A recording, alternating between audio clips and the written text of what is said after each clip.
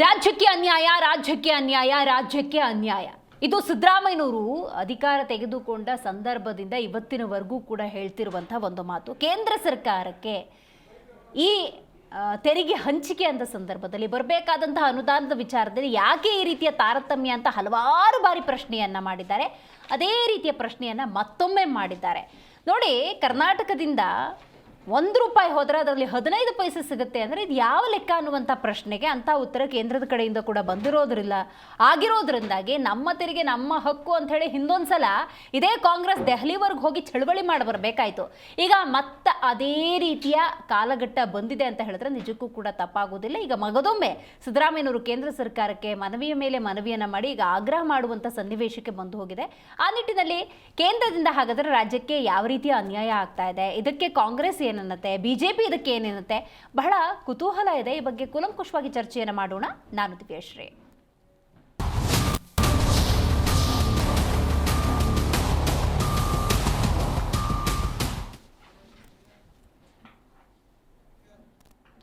ನೋಡಿ, ಕರ್ನಾಟಕ ಅಂದಾಗ ಅತಿ ಹೆಚ್ಚು ತೆರಿಗೆಯನ್ನು ಕೊಡುವ ಸಂದರ್ಭದಲ್ಲಿ ರಿಟರ್ನ್ಸ್ ಅಂದಾಗ ಆ ರೀತಿಯ ಯಾವುದೇ ರೀತಿಯ ಬೆಳವಣಿಗೆಗಳು ನಡೆಯುತ್ತಿಲ್ಲ ಆಗಿರುವುದರಿಂದಾಗಿ ಬಹಳ ಬೇಸರದ ಸಂಗತಿ.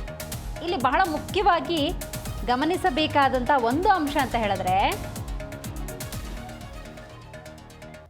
ಕರ್ನಾಟಕಕ್ಕೆ ಕೇಂದ್ರದಿಂದ ತೆರಿಗೆ ಹಾಗಾದರೆ ಎಷ್ಟರ ಮಟ್ಟಿಗೆ ಅನ್ಯಾಯ ಅನ್ನೋದಾಗ್ತಾ ಇದೆ. ಇದು ಬಹಳ ಮುಖ್ಯ. ನೋಡಿ, ಅನುದಾನದಲ್ಲಿ ರಾಜ್ಯಕ್ಕೆ ಸಮಪಾಲನ ನೀಡಿ ಅನ್ನುವಂತಹ ಆಗ್ರಹ ಹೆಚ್ಚಾಗಿದೆ.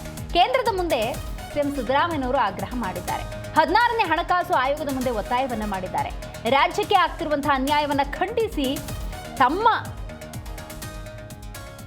ಹಣವನ್ನು ವಾಪಸ್ ಕೊಡಬೇಕು ಅನ್ನುವಂತಹ ಮನವಿಯನ್ನು ಮಾಡಿಕೊಂಡಿದ್ದಾರೆ. ರಾಜ್ಯಕ್ಕೆ ತೆರಿಗೆಯ ಪಾಲನ್ನ ತಗ್ಗಿಸಿರುವ ಕೇಂದ್ರದ ನಡೆಯನ್ನು ಇಲ್ಲಿ ವಿರೋಧಿಸಿದ್ದಾರೆ.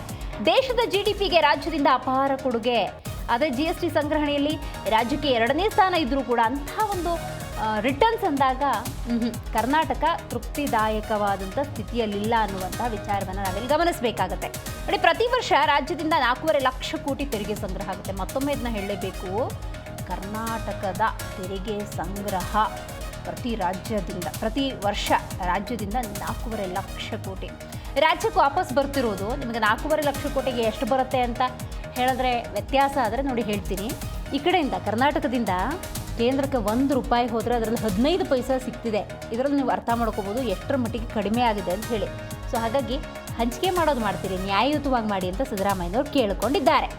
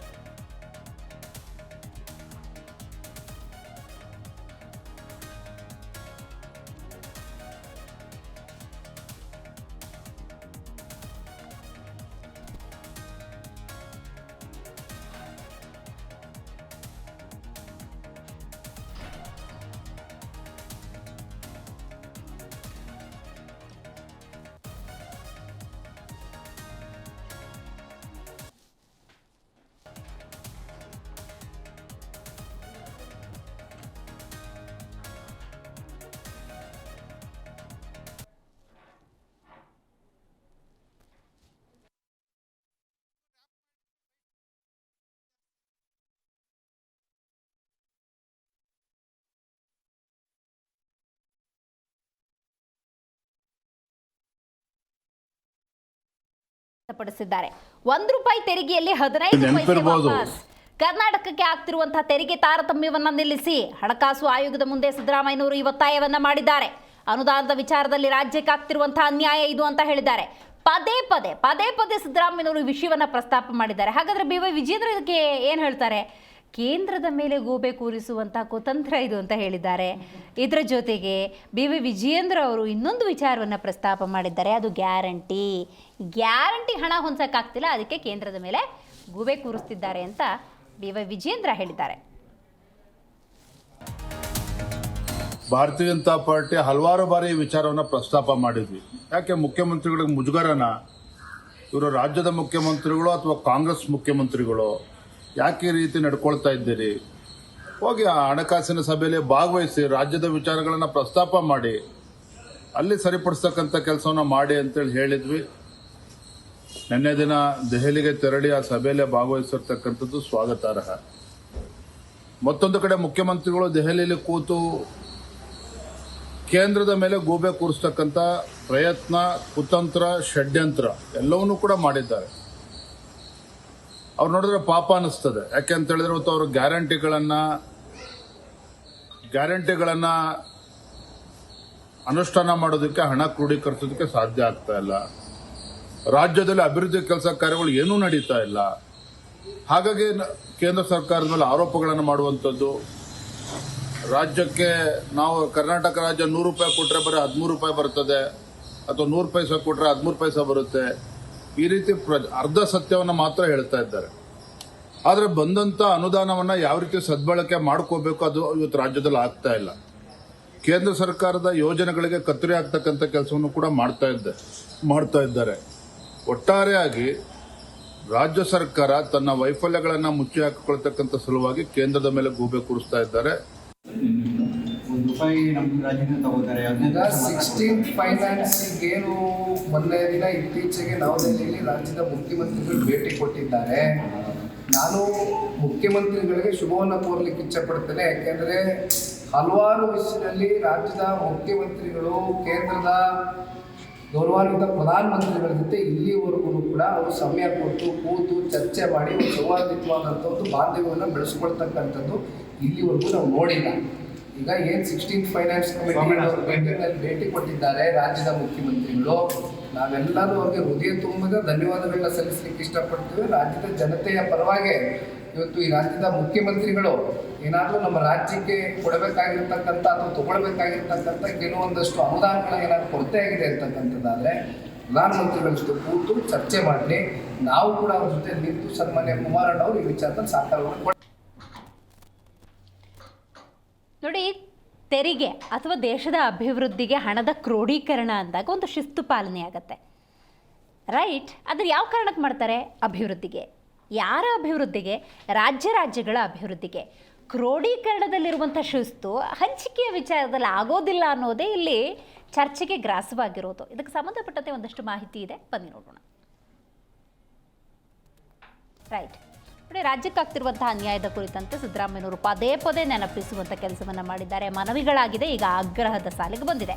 ನೋಡಿ, ನಿಮಗೆ ಜನಸಾಮಾನ್ಯರಿಗೆ ಅರ್ಥವಾಗುವಂಥ ಭಾಷೆಯಲ್ಲಿ ಹೇಳಬೇಕು ಅಂತ ಹೇಳಿದ್ರೆ, ಕರ್ನಾಟಕ 1 ರೂಪಾಯಿ ತೆರಿಗೆ ಕಟ್ಟುತ್ತೆ ಅನ್ನೋದಾದರೆ ವಾಪಸ್ ಬರ್ತಿರೋದು ಕೇವಲ 15 ಪೈಸೆ.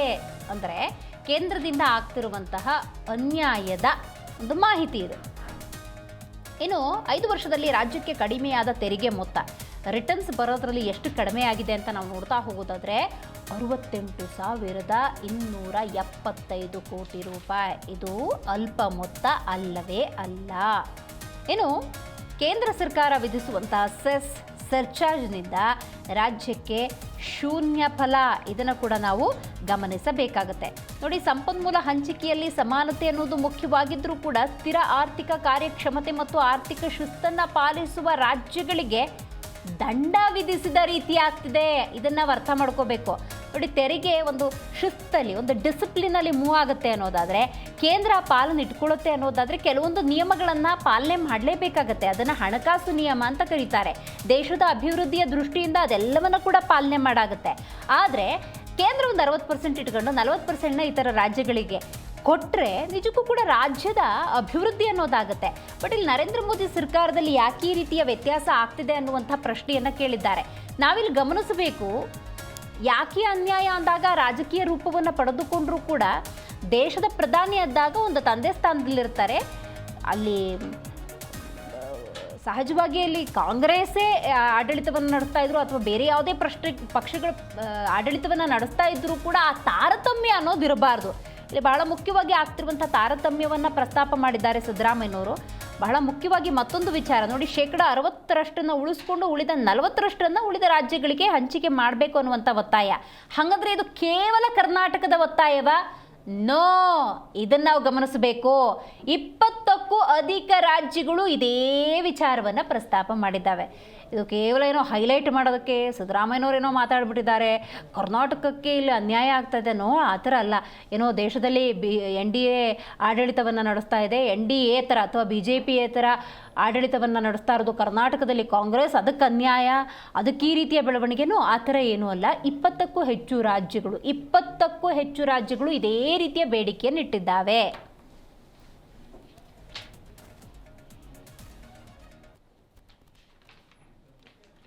ರೈಟ್, ಈ ಬಗ್ಗೆ ಮಾತಾಡಲಿಕ್ಕೆ ಮೊದಲನೇದಾಗಿ ನಮ್ಮ ಕಾರ್ಯಕ್ರಮದಲ್ಲಿ ಬಿಜೆಪಿ ವಕ್ತಾರಾಗಿರುವಂತಹ ದಿಲೀಪ್ ಗೌಡ ಅವರು ಜಾಯ್ನ್ ಆಗಿದ್ದಾರೆ. ನಮಸ್ಕಾರ ದಿಲೀಪ್ ಗೌಡ. ನಮಸ್ತೆ ಮೇಡಮ್. ರೈಟ್, ಇದಕ್ಕೆ ಸಂಬಂಧಪಟ್ಟಂತೆ AP ವಕ್ತಾರಾಗಿರುವಂತಹ ಅನಿಲ್ ಆಚಪ್ಪ ಅವರಿದ್ದಾರೆ. ನಮಸ್ಕಾರ ಅನಿಲ್ ಅವರೇ.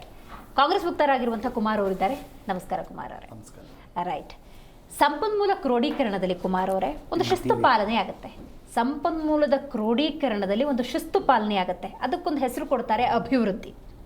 ಆದರೆ ಅದರ ಹಂಚಿಕೆಯ ವಿಷಯದಲ್ಲಿ ಶಿಸ್ತು ಪಾಲನೆ ಆಗ್ತಾ ಇದೆಯಾ? ನಾನೊಂದು ಸ್ವಲ್ಪ ಆಳಕ್ಕೆ ಹೋಗಿ ನಿಮ್ಮ ವಿಷಯ ತೆಗೆದುಕೊಂಡು ಹೋಗ್ಬೇಕು ಅಂತ ಕ್ವಿಕ್ಕಾಗಿ. ಒಂದು ಈ ನಮ್ಮ ರಾಜ್ಯದಲ್ಲಿ ಶಿವಪ್ಪ ನಾಯಕ ಅಂತ ಒಬ್ಬ ದೊರೆ ಇದ್ದ. ಹೌದು. ಆತನ ತೆರಿಗೆ ಪಾಲಿಸಿ ಪದ್ಧತಿಯನ್ನು ಶಿವಪ್ಪ ನಾಯಕನ ಶಿಸ್ತು ಅಂತ ಇವತ್ತಿಗೂ ಚಾಲ್ತಿಯಲ್ಲಿರುವಂಥದ್ದು. ತೆರಿಗೆ ವಿಚಾರದಲ್ಲಿ ತೆರಿಗೆಯನ್ನು ಯಾಕೆ ಪಡಿಬೇಕು ಮತ್ತು ಹೇಗೆ ಅದರ ಹಂಚಿಕೆ ಆಗಬೇಕು ಅನ್ನೋದನ್ನು ತೋರಿಸ್ಕೊಟ್ಟವ್ರೆ 12ನೇ ಶತಮಾನದಲ್ಲಿ ಬಸವಣ್ಣವರ ಅನುಭವ ಮಂಟಪ, ನಂತರದ ನಮ್ಮ ನಾಡದಂಥ ಕನ್ನಡದ ದೊರೆಗಳು ಇವನ್ನು ತೋರಿಸ್ಕೊಟ್ಟಿರುವಂಥದ್ದು. ಇಡೀ ಭಾರತ ದೇಶದಲ್ಲಿ ಈ ಥರದ ಒಂದು ವ್ಯವಸ್ಥೆಗೆ ಮುನ್ನುಡಿ ಇಟ್ಟಂಥದ್ದು ಕರ್ನಾಟಕವೇ ಪ್ರಥಮ. ಹಾಗಾಗಿಯೇ ಭಾರತ ದೇಶದಲ್ಲಿ ತೆರಿಗೆ ಅತಿ ಹೆಚ್ಚು ಸಂಗ್ರಹ ಆಗ್ತಿದೆ ಅನ್ನೋದು ಏನಾದರೂ ಎಲ್ಲರ ಹೆಗ್ಗಳಿಕೆ ಇದ್ದರೆ, ಬಹಳ ನೂರಾರು ವರ್ಷಗಳಿಂದ ನಡೆಸ್ಕೊಂಡ್ಬಂದಿರುವಂಥ ಈ ವ್ಯವಸ್ಥೆಗಳು, ಅಲ್ಲಿ ಆಡಳಿತಗಾರರು ರೂಢಿಸಿಕೊಟ್ಟಂಥ ನಿಯಮಗಳು ಮತ್ತು ಅದರಡಿಯಲ್ಲಿ ಚೌಕಟ್ಟೇನು ಹಾಕ್ಕೊಟ್ಟಿದ್ರಲ್ಲ, ಅದು ಇವತ್ತು ಕರ್ನಾಟಕ ಭಾರತ ದೇಶಕ್ಕೆ 2ನೇ ಅತಿ ಹೆಚ್ಚು ತೆರಿಗೆ ಸಲ್ಲಿಸುವ ರಾಜ್ಯವಾಗಿ ಹೊರಹೊಮ್ಮಿರೋದಕ್ಕೆ ಕಾರಣ. ಮತ್ತು ಮೊನ್ನೆ 13ನೇ ತಾರೀಕು ಪಗಾರಿಯಾ ಅವರು ಕರೆದಂಥ 16ನೇ ಹಣಕಾಸಿನ ಆಯೋಗದ ಸಭೆಗೆ ನಮ್ಮ ರಾಜ್ಯದ ಮುಖ್ಯಮಂತ್ರಿಗಳು ಭೇಟಿ ನೀಡಿ ನಮಗೆ ಈ ಹಣಕಾಸಿನ ವರ್ಷದಲ್ಲಿ 15ನೇ ಹಣಕಾಸಿನ ಆಯೋಗದವರು ನೀಡಿದಂಥ ಯಾವುದೇ ಶಿಫಾರಸುಗಳನ್ನು ಕೇಂದ್ರ ಸರ್ಕಾರ ಗಣನೆಗೆ ತೆಗೆದುಕೊಳ್ಳಿಲ್ಲ. BY ವಿಜೇಂದ್ರ ಹೇಳೋ ಥರ ಕೇಂದ್ರ ಸರ್ಕಾರ ನಮ್ಮ ರಾಜ್ಯದ ಮೇಲೆ ಷಡ್ಯಂತ್ರ ಕುತಂತ್ರ ಮಾಡಿ ಅರ್ಧ ಸತ್ಯವನ್ನು ಕೇಂದ್ರ ಸರ್ಕಾರ ಪ್ರಪಂಚಕ್ಕೆ ಹೇಳೋದ್ರ ಮುಖಾಂತರ ನಿಜ ಸ್ಥಿತಿಯನ್ನು ಮುಚ್ಚಿಡುವ ಕೆಲಸ ಮಾಡಿದ್ರು. ಅವರು ಹೇಳಿದ ಮಾತು BY ವಿಜೇಂದ್ರ ಅವರು, ಷಡ್ಯಂತ್ರ ಕುತಂತ್ರ ಅಂತ. ಕರ್ನಾಟಕ ನಮ್ಮ ತೆರಿಗೆ ನಮ್ಮ ಹಕ್ಕು, ನಮ್ಮ ಪಾಲಿನ ಹಕ್ಕನ್ನು ನಮಗೆ ಕೊಡಿ ಅಂತ ಕೇಳಿದ್ರೆ ಷಡ್ಯಂತ್ರ ಕುತಂತ್ರನ ಅದು? ಈ ವಿಷಯ ಈ 16ನೇ ಹಣಕಾಸಿನಲ್ಲಿ ನಮಗೆ ನಾವು ಕಟ್ಟೋ ತೆರಿಗೆ ಹಣದಲ್ಲಿ ಅದು ಕೇಳೋದು ಅಂತ ಸರ್ಚಾರ್ಜು ಸೆಸ್ಚಾರ್ಜನ್ನು 5,000 ಕೋಟಿ 6,000 ಕೋಟಿ ಅಂದರೆ 5 ಲಕ್ಷ ಕೋಟಿ 6 ಲಕ್ಷ ಕೋಟಿ ನಿಮಗೆ ಬರುತ್ತೆ ಅನ್ನೋದಾದರೆ ಅದರಲ್ಲಿ ನಮಗೊಂದು 40% ಕೊಡಿ ಅಂತ ಕೇಳೋದು ಕುತಂತ್ರ ಷಡ್ಯಂತ್ರ ಅಂದರೆ ಏನು ವಿಜಯೇಂದ್ರ ಅವರೇ? ನೀವು ಕರ್ನಾಟಕದ BJP ಅಧ್ಯಕ್ಷರ ನೀವು, ಅಥವಾ ಕರ್ನಾಟಕದ ವಿರೋಧಿಗಳ ನೀವು? ಕರ್ನಾಟಕದ ಅಭಿವೃದ್ಧಿ ವಿರೋಧಿಗಳ, ಕನ್ನಡಿಗರ ವಿರೋಧಿಗಳ ನೀವು? ಕನ್ನಡಿಗರು ಕಟ್ಟುತ್ತಿರುವ ನೋಡಿ, ಎದೆ ನೀರನ್ನ ಬೆವರನ್ನು ಸುರಿಸಿ ರಕ್ತವನ್ನು ಸುರಿಸಿ ತೆರಿಗೆಯನ್ನು ಕಟ್ತಾ ಇದ್ದೇವೆ ಕರ್ನಾಟಕದ ಜನ. ಕರೆಕ್ಟ್. ನಮ್ಮ ಅಭಿವೃದ್ಧಿಗಾಗಿ, ರಾಜ್ಯದ ಅಭಿವೃದ್ಧಿಗಾಗಿ ರಸ್ತೆಗಳ ಏನೇನು ಉಂಡನಾಮ ಹಾಕಿದ್ದಾರೆ ಅನ್ನೋದನ್ನ ಆಮೇಲೆ ಒಂದು ಪಟ್ಟಿಯೇ ಓದ್ತೇನೆ, ಅದಕ್ಕೆ ಅವ್ರು ಉತ್ತರ ಕೊಡಲಿ. ಉತ್ತರ ಸರಿ ಇದ್ದರೆ ಒಪ್ಕೊಳ್ಳೋಣ ಕರ್ನಾಟಕದ ಜನ, ಇಲ್ಲಾಂದರೆ BJP ಅವರನ್ನ ಯಾವ ರೀತಿ ರಸ್ತೆಯಲ್ಲಿ ಬಡಿಗೆ ಇಟ್ಕೊಂಡು BJPಯ ಸಂಸದರುಗಳು ಕರ್ನಾಟಕದಿಂದ ಆಯ್ಕೆ ಆಗೋಗಿರುವಂಥ ಯಾವುದೇ ಸಂಸದರು ನಾಲಾಯಕಗಳಾಗಿ, ಅಥವಾ ಪದ ನಾನು ವಾಪಸ್ ತಗೋತೀನಿ, ಯಾವುದೇ ಶಬ್ದವನ್ನು ಕರ್ನಾಟಕದ ಪರವಾಗಿ ಮಾತನಾಡದೆ ಸಂಸತ್ನಲ್ಲಿ ನಿರ್ವೀರ್ಯರ ಥರ ವಾಪಸ್ ಬರ್ತಿದ್ದೀರಲ್ಲ ಅಂತ ಕೇಳುವಂಥ ಪರಿಸ್ಥಿತಿಯನ್ನು ನಿರ್ಮಾಣ ಮಾಡಬೇಕಾಗತ್ತೆ ಕನ್ನಡಿಗರು.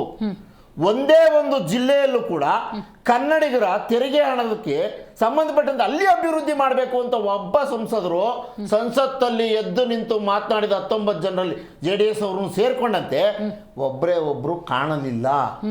ಯಾಕಪ್ಪ? ನಿಮ್ಮನ್ನು ಆಯ್ಕೆ ಮಾಡೋದು ಕನ್ನಡಿಗರಲ್ವಾ? ಕನ್ನಡಿಗರು ಕಟ್ಟಿರೋ ತೆರಿಗೆ, ಅತಿ ಹೆಚ್ಚು ತೆರಿಗೆ ಬೇರೆ ರಾಜ್ಯಕ್ಕೆ, ತೆರಿಗೆ ಕಟ್ಟದೇ ಇರೋ ರಾಜ್ಯಕ್ಕೆ ಪಾಲು ಹೋಗ್ತಾ ಇದೆ. ನಮಗೆ ನಾವು ಕಟ್ಟಿರೋದ್ರಲ್ಲಿ ಬೇಡ ಶಿಫಾರಸು, 15ನೇ ಹಣಕಾಸಿನ ಆಯೋಗ ಶಿಫಾರಸು ಮಾಡಿರೋ ಹಣನಾರು ಕೊಡಿ ಅಂತಂದ್ರೂ ಕೊಡ್ತಿಲ್ಲ. ಕರ್ನಾಟಕದಿಂದ ಆಯ್ಕೆ ಆಗೋದಂತ ನಿರ್ಮಲಾ ಸೀತಾರಾಮನ್ ಅವರು ಕನ್ನಡಿಗರಿಗೆ ಉಂಡೆ ನಾಮ ಚೊಂಬನ್ನ ತಿಕ್ಕಿದ್ದಾರೆ. ಚೊಂಬು, ನಾವು ಅದಕ್ಕೆ ಚೊಂಬಿಟ್ಕೊಂಡು ಪ್ರದರ್ಶನ ಮಾಡಿದ್ದು, ಕೇಂದ್ರ ಸರ್ಕಾರ ಚೊಂಬು ಕರ್ನಾಟಕಕ್ಕೆ ಅಂತ. ನಿರ್ಮಲಾ ಸೀತಾರಾಮನ್ ಅವರೇ, ಕರ್ನಾಟಕಕ್ಕೆ ಯಾವ ತರ ಮುಖ ತೋರಿಸ್ತೀರಿ ನೀವು? ಯಾವ ಮುಖ ಎತ್ಕೊಂಡು ನಾನು ಬಿಜೆಪಿಯಿಂದ ಇಲ್ಲಿ ಆಯ್ಕೆ, ಕರ್ನಾಟಕದಿಂದ ಇಲ್ಲಿಗೆ ಆಯ್ಕೆ ಹಾಕಿ ಸಂಸತ್ತಲ್ಲಿ ಕೂತ್ಕೊಂಡು ಹಣಕಾಸು ಮಂತ್ರಿ ಆಗಿದ್ದರಿಂದ ಯಾವ ಮುಖ ಎತ್ಕೊಂಡು ಹೇಳ್ಕೊತೀರಿ? ಹೆಂಗೆ ಹೇಳ್ಕೊತೀರಿ ನೀವು? ಕರ್ನಾಟಕ ಜನತೆ ಮುಂದೆ ನೀವು ಮುಖ ತೋರಿಸೋದಕ್ಕೆ ಒಂದ್ ಸ್ವಲ್ಪ ನಾಚಿಕೆ, ಅಸಹ್ಯ ಬರೋದಿಲ್ವೇ? ನಾನು ಕೇಳ್ತಾ ಇದ್ದೇನೆ, ದಯಮಾಡಿ ಸಮಪಾಲು ಸಮಬಾಳು ಭಾರತ ದೇಶ ಒಕ್ಕೂಟ ವ್ಯವಸ್ಥೆಯಲ್ಲಿ ಉಳ್ಕೋಬೇಕು ಅಂತಂದ್ರೆ ಎಲ್ಲಾ ರಾಜ್ಯಗಳನ್ನು ಸಮಾನಾಂತರವಾಗಿ ಕಾಣಬೇಕು. ಇದಕ್ಕೆ ಯಾಕೆ ಈಗ ಆಗ್ತಾ ಇದೆ ಅಂತಂದ್ರೆ, ಒಕ್ಕೂಟ ವ್ಯವಸ್ಥೆಯಲ್ಲಿ ಉಳ್ಕೋಬೇಕು ಅಂತಂದ್ರೆ ಅನ್ನೋದ್ರ ಮೀನಿಂಗ್ ಏನು? ತೆರಿಗೆ ಹಂಚಿಕೆ ಸರಿಯಾಗಿ ಮಾಡಬೇಕು. ಇಲ್ದೆ ಹೋದ್ರೆ ಅಪಾಯಗಳು. ಮುಂದಿನ ದಿನಗಳಲ್ಲಿ ನೋಡಿ, GST ಕೊಡುಗೆ, GDP ಕೊಡುಗೆ ಕರ್ನಾಟಕದಿಂದ ಎಷ್ಟಿತ್ತು? ಅದ್ರ ಬಗ್ಗೆ ನಾನು ಈಗ ಒಕ್ಕೂಟ ವ್ಯವಸ್ಥೆ ಬರ್ತೀನಿ. ಒಕ್ಕೂಟ ವ್ಯವಸ್ಥೆಯಲ್ಲಿ ನೋಡಿ, ಪಕ್ಕದ ತಮಿಳುನಾಡು ಮತ್ತು ಕೇರಳ ಸರ್ಕಾರ 15ನೇ ಹಣಕಾಸಿನ ಆಯೋಗದಲ್ಲಿ ಹೆಚ್ಚಿಗೆ ಹಣ ಬರಬೇಕು ಸರ್ಚಾರ್ಜ್ ಅಲ್ಲಿ ಮತ್ತಲ್ಲಿ ಅಂತ ಕೇಳಿದಾಗ ಅವರು ಕೊಡ್ತು. ನಾವೇನಪ್ಪ ಮಾಡಿದ್ವಿ ಕರ್ನಾಟಕದವರು? ಯಾಕೆ ಅತಿ ಹೆಚ್ಚು ತೆರಿಗೆ ಕೊಡ್ತಿದೀವಲ್ಲ, ನಮ್ಮ ನಾವು ಪಾಪಿಗಳ ಕರ್ನಾಟಕದವರು? ಕೇಂದ್ರ ಸರ್ಕಾರ ಏನ್ ಅನ್ಕೊಂಡಿದೆ? ದಕ್ಷಿಣದ ಹಣ ಉತ್ತರದ ಮೋಜು. ಯಾವ ಕಾರಣಕ್ಕೆ ದಕ್ಷಿಣದ ಹಣ ಉತ್ತರದ ಮೋಜು. ಯಾವ ಕಾರಣಕ್ಕೆ ಹಿಂಗಿರ್ಬೋದು? ಯಾವುದು? ಯಾವ ಕಾರಣಕ್ಕೆ ಅನ್ಯಾಯ? ಯಾವ ಕಾರಣಕ್ಕೆ? ಇಡೀ ಭಾರತ ದೇಶದಲ್ಲಿ ಕೇಜ್ರಿವಾಲ್, ಮಮತಾ ಬ್ಯಾನರ್ಜಿ ಬೇರೆ ಬೇರೆ ಅತಿ ಗಟ್ಟಿ ಧ್ವನಿಯಲ್ಲಿ ಕೇಂದ್ರ ಸರ್ಕಾರವನ್ನ ತರಾಟೆಗೆ ತೆಗೆದುಕೊಳ್ಳುವಂತ ಕಾಂಗ್ರೆಸ್ ಸರ್ಕಾರ ಭಾರತ ದೇಶದಲ್ಲಿ ಇದ್ರೆ ಅದು ಕರ್ನಾಟಕದಲ್ಲಿ. ಆ ಕಾರಣಕ್ಕಾಗಿ ಮಲತಾಯಿ ಧೋರಣೆ. ಕಾಂಗ್ರೆಸ್ ಸರ್ಕಾರ ಅಧಿಕಾರದಲ್ಲಿದೆ ಅನ್ನೋ ಗ್ಯಾರಂಟಿ ಯೋಜನೆಗಳನ್ನ ನಾವು ಮಾಡಿದ್ರೆ ಇವು ಫ್ರೀ ಬೀಸ್ ಅಂತ ಏನ್ ಇಡೀ ದೇಶ ತುಂಬಾ ಪುಂಖಾನುಪುಂಖವಾಗಿ ಭಾಷಣ ಹೊಡೆದ್ರು ಎಲ್ಲಾ ನಾಯಕರುಗಳು. ಇವರು ಫ್ರೀ ಬೀಸ್ ಗಳು ಅನೌನ್ಸ್ ಮಾಡಿದ್ರೆ, ಇವರು ಮೋದಿಗೆ ಗ್ಯಾರಂಟಿ ಅಂತ ಅನೌನ್ಸ್ ಮಾಡಿದ್ರೆ ಅದೆಲ್ಲ ಒಳ್ಳೇದು. ನಾವು ಜನರಿಗೆ ಒಳ್ಳೆ ಕೆಲಸ. ನಾನು ವಿಜಯೇಂದ್ರ ಅವರನ್ನು ಕೇಳ್ತೇನೆ, ದಯಮಾಡಿ ನೀವು ಈ ಮಾತನ್ನು ವಾಪಸ್ ತಗೋಬೇಕಾಗುತ್ತೆ. ಕರ್ನಾಟಕದ ಜನರಿಗೆ ಏನ್ ನಾವು ಕೊಡ್ತಿದ್ದೇವೆ ಗ್ಯಾರಂಟಿಗಳು ವಿರೋಧಿಗಳ ನೀವಾಗಿದ್ರೆ, ಜನರಿಗೆ ತಲುಪ್ತಿರೋ ಸಹಾಯವನ್ನ ವಿರೋಧಿಸ್ತಾ ಇದ್ದೀರಿ ನೀವಾಗಿದ್ರೆ, ಕರ್ನಾಟಕದ ಜನತೆ ಅಭಿವೃದ್ಧಿ ಕೊಡ್ತಾ ಇರುವಂತ ಸಹಾಯವನ್ನ ವಿರೋಧಿಗಳು ನೀವು ಬಿಜೆಪಿಯವರು ಅದನ್ನ ಒಪ್ಕೊಂಡು ಮಾತಾಡ್ಬೇಕಾಗುತ್ತೆ. ಕುತಂತ್ರಿಗಳು ಷಡ್ಯಂತ್ರ ನಡೆಸ್ತಿದ್ದೀರಿ. ರೈಟ್ ದಿಲೀಪ್ ಅವರೇ, ನೀವು ಹೇಳಬೇಕು. ಅಂಕಿಅಂಶಗಳ ಆಧಾರದಲ್ಲಿ ನಾವು ನೋಡೋದಾದ್ರೆ ದೇಶದ GDPಗೆ ಕರ್ನಾಟಕದ ಕೊಡುಗೆ ಎಷ್ಟಿದೆ ಅಂತ ಪರ್ಸೆಂಟೇಜಲ್ಲಿ ನೋಡೋದಾದ್ರೆ ಹಾರ್ಡ್ಲಿ 7% ಇದೆ. ರೈಟ್. ಕರ್ನಾಟಕದ ಅಭಿವೃದ್ಧಿಗೆ ಕೇಂದ್ರ ಏನು ಮಾಡ್ತಿದೆ? ಓಟ್ ಬೇಕು ಅಂದಾಗ, ಸಂಸದರು ಪ್ರಧಾನಮಂತ್ರಿ ಸ್ಥಾನದಲ್ಲಿ ಅಲಂಕರಿಸೋದಕ್ಕೆ ಲೆಕ್ಕ ಬೇಕು ಅಂದಾಗ ಇಲ್ಲಿ ಬಂದು ರ್ಯಾಲಿ ಮಾಡೋರಿಗೆ ಆ ಕರ್ನಾಟಕದ ಅಭಿವೃದ್ಧಿಗೆ ಇಷ್ಟು ಕೊಟ್ಟರೆ ಕರ್ನಾಟಕದ ಅಭಿವೃದ್ಧಿ ಆಗತ್ತೆ, ಈ ಮನೋಭಾವ ಅಲ್ಲ. ನಾನು ಪಾಯಿಂಟ್ ವೈಸ್ ಪಾಯಿಂಟ್ ಹೇಳ್ತೀನಿ.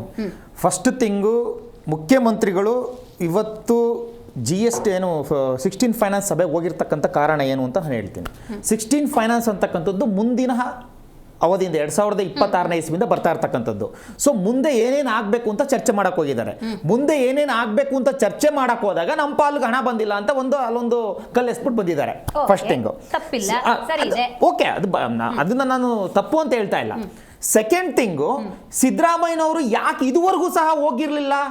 ಪ್ಲಾನಿಂಗ್ ಕಮಿಷನ್ ಮೀಟಿಂಗ್ ಆಯ್ತು ಮೊನ್ನೆ, ನೀತಿ ಆಯೋಗದ ಮೀಟಿಂಗು ಹೋಗ್ಲಿಲ್ಲ. ಪಕ್ಕದ ಎಲ್ಲ ಕಾಂಗ್ರೆಸ್ ಆಡಳಿತ ಇರ್ತಕ್ಕಂಥ ಎಲ್ಲ ರಾಜ್ಯದ ಮುಖ್ಯಮಂತ್ರಿಗಳು ಸಹ ಹೋಗಿದ್ರು. 2023ರಲ್ಲಿ ಇದೇ ನೀತಿ ಆಯೋಗದ ಮೀಟಿಂಗ್ ಆಗಿತ್ತು, 15 ಫೈನಾನ್ಸ್ ಮೀಟಿಂಗ್ ಆಗಿತ್ತು. ಅವಾಗ ಯಾಕೆ ಹೋಗಿರ್ಲಿಲ್ಲ ಸಿದ್ದರಾಮಯ್ಯನವರು?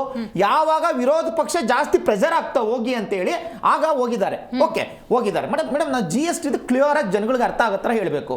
ನಾವಿವತ್ತು ಒಂದು ಮೊಬೈಲ್ ತಗೊಂಡು ಅಂತಂದ್ರೆ ಈ ಮೊಬೈಲ್ಗೆ 300 ರೂಪಾಯಿ GST ಚಾರ್ಜ್ ಮಾಡಿದ್ರೆ 50% ಕೇಂದ್ರಕ್ಕೆ ಹೋಗುತ್ತೆ, 50% ಸ್ಟೇಟ್ಗೆ ಹೋಗುತ್ತೆ. 150 ರೂಪಾಯಿ ರಾಜ್ಯಕ್ಕೆ ಬರ್ತದೆ, ನೇರವಾಗಿ ಬಂದ್ಬಿಡುತ್ತೆ. ಇನ್ನ 150 ರೂಪಾಯಿ ಕೇಂದ್ರಕ್ಕೆ ಹೋಗುತ್ತೆ. 150 ರೂಪಾಯಿ ಕೇಂದ್ರಕ್ಕೆ ಹೋಗಿದ್ದನ್ನ ಆ 150 ರೂಪಾಯಿನಲ್ಲಿ ಟ್ಯಾಕ್ಸ್ ಡೆವಲ್ಯೂಷನ್ ಅಂತೇಳಿ ವಾಪಸ್ ಬರ್ತದಲ್ಲ ನಮ್ಗಣ, ಅದು 42%. ನೀವು ಅವಾಗಲೇ ಹೇಳಿದ್ರಿ, ನಾನು ಅದನ್ನ ಗಮನಿಸ್ತಾ ಇದ್ದೆ. ಯಾಕೆ ನಮಗೆ 40% ಹಣ ವಾಪಸ್ ಬರಬಾರ್ದು ಅಂತ. ಇದು 100% ಡ್ಯಾಮ್ ಶೂರ್ ಪ್ರತಿಯೊಂದು ರಾಜ್ಯಗಳಿಗೂ ಸಹ 42% ಟ್ಯಾಕ್ಸ್ ಡೆವಲ್ಯೂಷನ್ ಬಂದೇ ಬರ್ತದೆ. On the basis of formula ಪ್ರಕಾರ ಬರ್ತದೆ. ಫಾರ್ಮುಲಾ ಏನು ಅಂತಂದ್ರೆ, on the basis of population, area, state tax collection. ನೋಡಿ ಕುಮಾರ್ ಅವರೇ, ನಾನು ಸುಮ್ಮನೆ ಇದ್ದೀನಿ, ದಯಮಾಡಿ ಮಾತಾಡಬೇಡಿ. On the basis of tax collection performance, tax collection performance, ಈ ಬೇಸ್ ಮೇಲೆ ಪ್ರತಿಯೊಂದು ರಾಜ್ಯಕ್ಕೂ ಸಹ ಹಣ ವಾಪಸ್ ಬರ್ತದೆ 42%. ಇನ್ನು ನೀವು 68% ಏನಾಯ್ತು ಅಂತ ನೀವು ಕೇಳ್ಬೋದು. ಸರಿ, 58%ಗಳಲ್ಲಿ ಇನ್ನು ಹಣಕಾಸು ಆಯೋಗದ 58% ಇಲ್ಲ. ಅದ್ರ ಜೊತೆಗೆ ಇನ್ನು 58% ಹಣ ಯಾವ್ದು ಬರ್ತದೆ ಅಂತಂದ್ರೆ ಗ್ರಾಮೀಣ ಸ್ಥಳೀಯ ಸಂಸ್ಥೆಗಳಿಗೆ ಅನುದಾನಗಳು. ಗ್ರಾಮೀಣ ಸ್ಥಳೀಯ ಸಂಸ್ಥೆಗಳು ಯಾವುವು? ಗ್ರಾಮ ಪಂಚಾಯಿತಿ, ಜಿಲ್ಲಾ ಪಂಚಾಯಿತಿ, ನಗರ ಪಾಲಿಕೆ, ಪುರಸಭೆ, ನಗರ ಪಂಚಾಯಿತಿ, ಈ ಸಂಸ್ಥೆಗಳಿಗೆ ಅನುದಾನಗಳು ಬರ್ತದೆ. ಅದ್ರ ಜೊತೆಗೆ ನಿರ್ದಿಷ್ಟ ಉದ್ದೇಶಗಳಿಗೆ ಅನುದಾನಗಳು, ನಿರ್ದಿಷ್ಟ ಉದ್ದೇಶಗಳಿಗೆ ಅನುದಾನಗಳು, ರಸ್ತೆ ಅಭಿವೃದ್ಧಿ ಅಥವಾ ಯಾವ್ದಾದ್ರು ಒಂದು ಡ್ಯಾಮ್ ಕಟ್ಟೋದು, ಒಂದು ಪೋರ್ಟ್ ಕಟ್ಟೋದು, ಯಾವ್ದೋ ಒಂದು HL ಮಾಡಿದ್ರು, ಒಂದು ರೈಲ್ವೆ ಸ್ಟೇಷನ್ ಕಟ್ಟೋದು, ಈ ನಿರ್ದಿಷ್ಟ ಉದ್ದೇಶಗಳಿಗೆ ಬರ್ತದೆ. ಅದ್ರ ಜೊತೆಗೆ ಕಾರ್ಯಕ್ಷಮತೆ ಆಧಾರಿತ ಪ್ರೋತ್ಸಾಹ, ಉದಾಹರಣೆಗೆ ಶಿಕ್ಷಣ ಕ್ಷೇತ್ರಕ್ಕೆ ಪ್ರೋತ್ಸಾಹ ಕೊಡಬೇಕು, ಕೃಷಿ ಕ್ಷೇತ್ರಕ್ಕೆ ಪ್ರೋತ್ಸಾಹ ಕೊಡಬೇಕು, ಇದಕ್ಕೆ ಬರ್ತದೆ. ಅದ್ರ ಜೊತೆಗೆ ರಾಜ್ಯಗಳಿಗೆ ಅನುದಾನ, ಇದು ತೆರಿಗೆ ಆದಾಯದ ಮೇಲೆ ರಾಜ್ಯಗಳಿಗೆ ಟ್ಯಾಕ್ಸ್ ಡೆವಲ್ಯೂಷನ್ ನಾನು ಹೇಳಿದೆ. ಈ ಬೇಸ್ ಮೇಲೆ ಟ್ಯಾಕ್ಸ್ ಡೆವಲ್ಯೂಷನ್ ಆಗೋದು. ನೀವು ಅವಾಗಲೇ ಕೇಳಿದ್ರಲ್ಲ, 42% ಡ್ಯಾಮ್ ಶೂರ್ ಎಲ್ಲರಿಗೂ ಬರ್ತದೆ. ಮತ್ತು ಸೆಕೆಂಡ್ ಥಿಂಗ್ ಮೇಡಮ್, ನಾವು ಇವತ್ತು ಚರ್ಚೆ ನಡೀತಾ ಇದೆ, GST ಕೌನ್ಸಿಲ್ ಬಗ್ಗೆ ಚರ್ಚೆ ನಡೀತಾ ಇದೆ. ನಾನು ಇಡೀ ರಾಜ್ಯ ಜನತೆಗೆ ಇದ್ರ ಮುಖಾಂತರ ನಾನು ಹೇಳೋದು ಇಷ್ಟಪಡ್ತೀನಿ. GST ಕೌನ್ಸಿಲ್ನಲ್ಲಿ ಮೆಂಬರ್ಗಳು ಯಾರು ಇರ್ತಾರೆ? ಫಸ್ಟ್ ಥಿಂಗ್, ಈ ರಾಷ್ಟ್ರದ ಫೈನಾನ್ಸ್ ಮಿನಿಸ್ಟರ್ ನಿರ್ಮಲಾ ಸೀತಾರಾಮನ್ ಇರ್ತಾರೆ. ಸೆಕೆಂಡ್ ಥಿಂಗ್, ಈ ರಾಷ್ಟ್ರದ finance minister belongs to state, second ದರ್ಜೆ. ಇನ್ನು ಮಿಕ್ಕಿದ್ದ 28 ರಾಜ್ಯದ ಪ್ರತಿಯೊಬ್ಬ ಮಿನಿಸ್ಟರ್ನು ಸಹ ಅಲ್ಲಿರ್ತಾನೆ. ನಮ್ಮ ರಾಜ್ಯದಿಂದಲೂ ಸಹ ಕೃಷ್ಣ ಬೈರೇಗೌಡರಿದ್ದಾರೆ. ಕರೆಕ್ಟ್. ಇದನ್ನ ನಾವೆಲ್ಲರೂ ಅರ್ಥ ಮಾಡ್ಕೊಬೇಕು. ನಿಮಗೆ ಏನಾದ್ರೂ ಮೋಸ ಆಗಿದ್ರೆ ನೀವು ಕೊಳ್ಪಟ್ಟಿ ಹಿಡ್ಕೊಂಡು ಕೇಳ್ತಕ್ಕಂಥ ತಾಕತ್ತಿದೆ. ಇದನ್ನ ಪ್ರಧಾನಮಂತ್ರಿಗಳು ಕೇಳಂಗಿಲ್ಲ, ಮುಖ್ಯಮಂತ್ರಿಗಳು ಕೇಳಂಗಿಲ್ಲ, GST ಕೌನ್ಸಿಲ್ ಅಲ್ಲಿ ಕೇಳಬೇಕು. ದೇರ್ ಇಸ್ ಅ ಕೌನ್ಸಿಲ್ ಅದಕ್ಕೋಸ್ಕರ ಮಾಡಿದ್ದಾರೆ. ಸೊ ಕೌನ್ಸಿಲ್ ಇದ್ರೂ ಸಹ ಗಾಳಿ ಗುಂಡೊಡೆಯೋದು ಬೇಡ. ನಾನು ಅದನ್ನ ಕಾಂಗ್ರೆಸ್ನವ್ರಿಗೆ ಹೇಳ್ತಾ ಇದ್ದೀನಿ. ಮತ್ತೆ ಇದುವರೆಗೂ ಸಹ ಟ್ಯಾಕ್ಸ್ ಡೆವಲ್ಯೂಷನ್ ಯಾವ ತರ ಆಗಿದೆ? ನಿಮ್ ಟರ್ಮಲ್ಲಿ ಯಾರು ಮಾತಾಡಿಲ್ಲ ಕುಮಾರ್. 2004 ಇಂದ 2014 ವರೆಗೂ 81,795 crore rupees ಟ್ಯಾಕ್ಸ್ ಡೆವಲ್ಯೂಷನ್ ಆಗಿದೆ ಈ ರಾಜ್ಯಕ್ಕೆ, ಕರ್ನಾಟಕ ರಾಜ್ಯಕ್ಕೆ. 2014 ಇಂದ 2024 ವರೆಗೂ 2,93,00,000 ಕೋಟಿ ಆಗಿದೆ. ಅಂದ್ರೆ ಪರ್ಸೆಂಟೇಜ್ ಆಫ್ ಇನ್ಕ್ರೀಸಸ್ 275% ಇನ್ಕ್ರೀಸ್ ಆಗಿದೆ. ಮತ್ತೆ ಅದ್ರ ಜೊತೆಗೆ ಇನ್ನು ಉಳ್ಕೊಂತಲ್ಲ, ನಾನು ಅವಾಗಲೇ ಪ್ರಾರಂಭ ಆಗಿದೆ ಯಾವಾಗ ಅನ್ನೋದು 42% GST ಗಿಂತ ಮುಂಚೆನೆ ವ್ಯಾಟ್ ಅಂತ ಇತ್ತು. ಯಾವಾಗ ಪ್ರಾರಂಭ ಆಗಿದೆ? ಒಂದು ನಿಮಿಷ, ನಾನು ಮಾತಾಡಿಲ್ಲ ಕುಮಾರ್ ಅವರೇ, ನಿಮ್ಮ ಅವಧಿನಲ್ಲಿ ಮಾತಾಡಿಲ್ಲ. ನೀವು ಮಾತಾಡಿ, ನಿಮ್ಮ ಅವಧಿ ಬಂದಾಗ ಮಾತಾಡಿ. ನೀವು ನಿಮ್ಮನ್ನ ಹೆಂಗ್ ಸಮರ್ಥನೆ ಮಾಡ್ಕೊಂಡ್ರೆ ಅವ್ರು ಹಂಗ್ ಮಾಡ್ತಾ ಇದ್ದಾರೆ. GST ಗಿಂತ ಮುಂಚೆ ವ್ಯಾಟ್ ಅಂತ ಇತ್ತು. ವ್ಯಾಟ್ ನ ಇನ್ನೊಂದು ಹೆಸರೇ GST, ಟ್ಯಾಕ್ಸ್ ಕಲೆಕ್ಷನ್. ಮುಂದೆ ಮೊದಲಿಂದಲೂ ನಡೀತಾ ಇದೆ. ಇದು ಕೇಂದ್ರಗಳು ಬೇರೆ ಬೇರೆ ಅಂತ ಖರ್ಚು ಮಾಡ್ತವೆ. ಉಳಿದಂತ 58% ಹಣದಲ್ಲಿ ಒಂದು ರಕ್ಷಣೆ, ಪೆನ್ಷನ್ನು, ಸಬ್ಸಿಡಿ, ಕೃಷಿ ಅನುದಾನ, ಕೈಗಾರಿಕಾ ಅನುದಾನ, ಈಶಾನ್ಯ ರಾಜ್ಯಗಳ ಅಭಿವೃದ್ಧಿ, ಇದು ಮೊದಲಿಂದಲೂ ಸಹ ಇದೆ, ಅಲ್ಲಿ ಅಭಿವೃದ್ಧಿ ಜಾಸ್ತಿ ಆಗಲ್ಲ ಅಂತೇಳಿ, ಎನರ್ಜಿ, ವಿದೇಶಿ ವಿನಿಮಯ, ಹಣಕಾಸು, ಆರೋಗ್ಯ, ಬಡ್ಡಿ, IT and telecom, planning and statistics, ಗ್ರಾಮೀಣ ಅಭಿವೃದ್ಧಿ, ವೈಜ್ಞಾನಿಕ ತಂತ್ರಜ್ಞಾನ, ಸಾಮಾಜಿಕ ಅಭಿವೃದ್ಧಿ, ಈ ರೀತಿ ನಗರಾಭಿವೃದ್ಧಿ, ಈ ರೀತಿ ಎಲ್ಲ ಅನುದಾನಗಳಿಗೂ ಹೋಗುತ್ತೆ. ಸೊ ಇಷ್ಟೆಲ್ಲ ಆದ್ಮೇಲೆ ಕೊನೆಗೆ ಉಳ್ಕೊಳ್ಳೋದು ಟ್ಯಾಕ್ಸ್ ಡೆವಲ್ಯೂಷನ್. ಟ್ಯಾಕ್ಸ್ ಡೆವಲ್ಯೂಷನ್ ಎಲ್ಲಿ ಮೋಸ ಆಗಿದೆ ಮೇಡಮ್? ಟ್ಯಾಕ್ಸ್ ಡೆವಲ್ಯೂಷನ್ ಮೇಲೆ ಕರ್ನಾಟಕಕ್ಕೆ 5,000 ಕೋಟಿ ಕೊಡ್ರ, ಗುಜರಾತ್ಗೆ 6,000 ಕೋಟಿ ಕೊಡ್ರ, ಉತ್ತರ ಪ್ರದೇಶಕ್ಕೆ 8,000 ಕೋಟಿ ಕೊಡ್ರು ಅಂತ ನರೇಂದ್ರ ಮೋದಿ ಇದೊಳಗಡೆ ಇನ್ವಾಲ್ವ್ಮೆಂಟ್ ಆಗಲ್ಲ. On the basis of formula calculation ಆಗುತ್ತೆ. 10th October 2024 ಅಲ್ಲಿ ಟ್ಯಾಕ್ಸ್ ಡೆವಲ್ಯೂಷನ್ ಆಗುತ್ತೆ. ಇಡೀ ದೇಶಕ್ಕೆ ಸುಮಾರು 89,000 ಕೋಟಿ ಟ್ಯಾಕ್ಸ್ ಕಲೆಕ್ಷನ್ ಬರ್ತದೆ. ಅದ್ರ ಡೇಟಾ ಹೇಳ್ತೀನಿ ಮೇಡಮ್. ಕರ್ನಾಟಕಕ್ಕೆ 6,498 ಕೋಟಿ ಬರ್ತದೆ. ಇದೇ ವೆಸ್ಟ್ ಬೆಂಗಾಲಕ್ಕೆ 13,404 ಕೋಟಿ ಹಣ ಬರ್ತದೆ, ಅಲ್ಲಿ BJP ಇಲ್ಲ. ಗುಜರಾತ್ಗೆ 6,197, ಕರ್ನಾಟಕಕ್ಕಿಂತ ಕಮ್ಮಿ ಬಂತು, ಅಲ್ಲಿ BJP ಅಧಿಕಾರದಲ್ಲಿದೆ. ಅದ್ರ ಜೊತೆಗೆ ತಮಿಳುನಾಡಿಗೆ 7,268 ಕೋಟಿ ಬಂತು, ಅಲ್ಲಿ BJP ಅಧಿಕಾರದಲ್ಲಿಲ್ಲ. ಆ ರೀತಿ ಮೋಸ ಮಾಡೋದಿದ್ರೆ BJP ಅಧಿಕಾರದಲ್ಲಿ ಇರೋಕೆ ಮಾತ್ರ ಜಾಸ್ತಿ ಕೊಟ್ಬಿಟ್ಟು BJP ಅಧಿಕಾರದಲ್ಲಿ ಇದೋ ಕಮ್ಮಿ ಕೊಡಂಗಿದ್ದಿದ್ರೆ ಇವರಿಗೆ ಸುಪ್ರೀಂ ಕೋರ್ಟ್ ಅಂತ ಇದೆ, ನಮಗೆ ಟ್ಯಾಕ್ಸ್ ಡೆವಲ್ಯೂಷನ್ ಆಗಿಲ್ಲ ಅಂತ ಹೇಳ್ಬಿಟ್ಟು ಸುಪ್ರೀಂ ಕೋರ್ಟ್ ಹೋಗೋದು. ಅದು ಬಿಟ್ಬಿಟ್ಟು ಇಲ್ಲಿ ಹೇಳ್ತಾ ಇರೋದಿಷ್ಟೇ ಮೇಡಮ್, ನಿರ್ಮಲಾ ಸೀತಾರಾಮನ್ ಹೇಳ್ತಾ ಇದ್ದಾರೆ, ನಾವು ಯಾವುದೇ ಕಾರಣಕ್ಕೂ ಒಂದೇ ಒಂದು ಪೈಸಾ ಚುಕ್ತಾ ಮಾಡಿದೀವಿ, ಒಂದೇ ಒಂದು ಪೈಸಾ ಇಟ್ಕೊಂಡಿಲ್ಲ. ನಿಮಗೆ ಬಾಕಿ ಇದ್ರೆ ಡಾಕ್ಯುಮೆಂಟೇಶನ್ ತಗೊಂಡ್ಬಿಡಿ. ಯಾಕೆ ಡಾಕ್ಯುಮೆಂಟೇಶನ್ ಕೇಳ್ತಾರೆ ಅಂತಂದ್ರೆ, ಉದಾಹರಣೆಗೆ ನಾನೊಂದು ಡ್ಯಾಮ್ ಕಟ್ತೀನಿ ಅಂತೇಳಿ ರಾಜ್ಯ ಸರ್ಕಾರ ತೀರ್ಮಾನ ಮಾಡ್ತದೆ. ಡ್ಯಾಮ್ ಕಟ್ತೀನಿ ಅಂತ ತೀರ್ಮಾನ ಮಾಡಿದಾಗ ಏನ್ ಮಾಡಬೇಕು? DPR ಸಲ್ಲಿಕೆ ಮಾಡಬೇಕು. DPR ಸಲ್ಲಿಕೆ ಮಾಡಿದಾಗ 50% ಆಫ್ ದ ಕಾಸ್ಟ್, ಉದಾಹರಣೆಗೆ 1,000 ಕೋಟಿ ಖರ್ಚಾಗುತ್ತೆ ಅಂದ್ರೆ ಅದಕ್ಕೆ 500 ಕೋಟಿ ಹಣವನ್ನ ಇವರು ಒಂದು ಬ್ಯಾಂಕಿಂಗ್ ಸಿಸ್ಟಮ್ ತರಬೇಕು. ಯಾಕೆ ಅಂತಂದ್ರೆ ಬ್ಯಾಂಕಿಂಗ್ ಸಿಸ್ಟಮ್ ಯಾಕೆ ತರಬೇಕು ಅಂದ್ರೆ ನಾಳಿಕೆ ಆ 500 ಕೋಟಿ ಹಣ ಇವ್ರ ಹತ್ರ ಇಲ್ಲ ಅಂದ್ರೆ ಕೇಂದ್ರದ ಬಂತು ಸ್ವಾಮಿ 500 ಕೋಟಿ ಖರ್ಚು ಮಾಡೋದು ನಾವು ಖರ್ಚು ಮಾಡಿಲ್ಲ ಅಂತ ಕೆಲಸ ನಿಲ್ಲಿಸ್ಬಿಡ್ತಾರೆ. ಸೊ ಆ ಕಾರಣಕ್ಕೋಸ್ಕರ ನೀವು ಬ್ಯಾಂಕಿಂಗ್ ಸಿಸ್ಟಮ್ಗೆ 500 ಕೋಟಿ ತಗೊಂಬನ್ನಿ, ನೀವು DPR ಸಲ್ಲಿಕೆ ಮಾಡಿ, ವಿತ್ ಇನ್ 24 ಅವರ್ ನಾವು ಪೇಮೆಂಟ್ ಮಾಡ್ತೀವಿ ಅಂತ ಹೇಳ್ತಿದ್ದಾರೆ. ಇವ್ರು ಅದಕ್ಕೆ ರೆಡಿ ಇಲ್ಲ. ನೋ ನೋ ನೋ ನಾವು ರೆಡಿ ಇಲ್ಲ. ನೀವು 500 ಕೋಟಿ ಫಸ್ಟ್ ಕೊಟ್ಬಿಡಿ, ನೀವು ಕೊಟ್ಬಿಡಿ, ನಾವು ಕೆಲಸ ಸ್ಟಾರ್ಟ್ ಮಾಡ್ತೀವಿ. ಸೊ ಇದು ಹೇಳ್ತಾ ಇರ್ತಕ್ಕಂಥದ್ದು ವಿ ನೀಡ್ ಡಾಕ್ಯುಮೆಂಟ್ಸ್. ನಮಗೆ ಡಾಕ್ಯುಮೆಂಟ್ಸ್ ಬೇಕು. ಡಾಕ್ಯುಮೆಂಟ್ಸ್ ಇಲ್ದಲೆ ನಿಮಗೆ ದುಡ್ಡು ಕೊಡಕ್ಕಾಗಲ್ಲ. ಯಾಕೆಂದ್ರೆ ಹಣ ಇಸ್ಕೊಂಡ್ಬರ್ತೀರಿ. ಇದೇ 4,200 ಕೋಟಿ ಬರ ಪರಿಹಾರ ಹಣ ಅಂತ ಕೊಟ್ಟಾಗ 2,000 ರೂಪೀಸ್ ಎಲ್ಲರಿಗೂ ಅಕೌಂಟ್ಗೆ ಹಾಕ್ಬಿಟ್ಟು ಮಿಕ್ಕಿದ್ ಲೂಟಿ ಹೊಡೆದಿದ್ದು ಇದೇ ರಾಜ್ಯ ಸರ್ಕಾರ 2023ನೇ ಇಸ್ವಿನಲ್ಲಿ ನಾವು ನೋಡಿದೀವಿ. ಸೊ ಅದರಿಂದ ವಿತೌಟ್ ಡಾಕ್ಯುಮೆಂಟೇಶನ್ ನೀವು ಸುಳ್ಳು ಹೇಳ್ಕೊಂಡು ಹಣ ಕೊಡಿ ಅಂದ್ರೆ ಮೂಟೆ ಕಟ್ಟಿ ಕಳಿಸ್ಲಿಕ್ಕೆ ಆಗಲ್ಲ. ನೀವು ಡಾಕ್ಯುಮೆಂಟ್ಸ್ ಕೊಡಿ, ಹಣ ಕೊಡ್ತೀವಿ. This is the clear picture of the finance minister. ಕರ್ನಾಟಕದಿಂದ ಅಧಿಕಾರ ಮಾತ್ರ ಕೊಡಿ, ಕರ್ನಾಟಕದಿಂದ ಟ್ಯಾಕ್ಸ್ ಮಾತ್ರ ಕಟ್ಟೆ. ನಾವು ಬಿಜೆಪಿ ಅವರಲ್ಲಿ ದಕ್ಷಿಣದವರ ಅಧಿಕಾರ, ದಕ್ಷಿಣದವರ ದುಡ್ಡು, ಉತ್ತರದವರ ಮೋಸು. ಬಿಜೆಪಿಯವರ ಪಾಲಿಸಿ. ಓಕೆ, ಅನಿಲ್ ಅವರೇ, ಅವ್ರು ಬರಬೇಕು ಅಂತಾರೆ, ಅವ್ರು ಬರ್ತಾ ಇದೆ, ಎಲ್ಲೂ ವ್ಯತ್ಯಾಸ ಆಗಿದೆ ಅಂತಾರೆ. ಆಕ್ಚುಲ್ ಫ್ಯಾಕ್ಟ್ ಹೇಳಿ. ಆ್ಯಕ್ಚುಲ್ ಫ್ಯಾಕ್ಟ್ ಈಗ ನೋಡಿ ಮೇಡಮ್, ಬಿ ಜೆ ಪಿಯವ್ರ ಪಾಪ ಸುಳ್ಳು ಹೇಳ್ಬೇಕಾದ್ರೆ ಕೂಗಾಡ್ಕೊಂಡು ಹೇಳ್ತಾರೆ, ನಮ್ಮ ವಾಯ್ಸೆಲ್ಲ ಹೋಗಂಗೆ. ಆ್ಯಕ್ಚುಲ್ ಫ್ಯಾಕ್ಟ್ಸ್ ಇಷ್ಟೇ, 14,56,000 ಕೋಟಿ ಅಂದರೆ ಟ್ಯಾಕ್ಸು ಸಂಪೂರ್ಣವಾಗಿ ಕಲೆಕ್ಟ್ ಆಗಿರೋದು ಅಂತ ಒಂದು ವರ್ಷದಲ್ಲೇ ತೊಗೊಂಡ್ರೆ ಎಷ್ಟೆಷ್ಟು ಯಾವ ರಾಜ್ಯಕ್ಕೆ ಕೊಟ್ಟಿದ್ದಾರೆ, ಎಷ್ಟೆಷ್ಟು ಕೊಟ್ಟಿಲ್ಲ ಅನ್ನೋದ್ರ ಬಗ್ಗೆ ನಾನು ಹೇಳ್ತೀನಿ.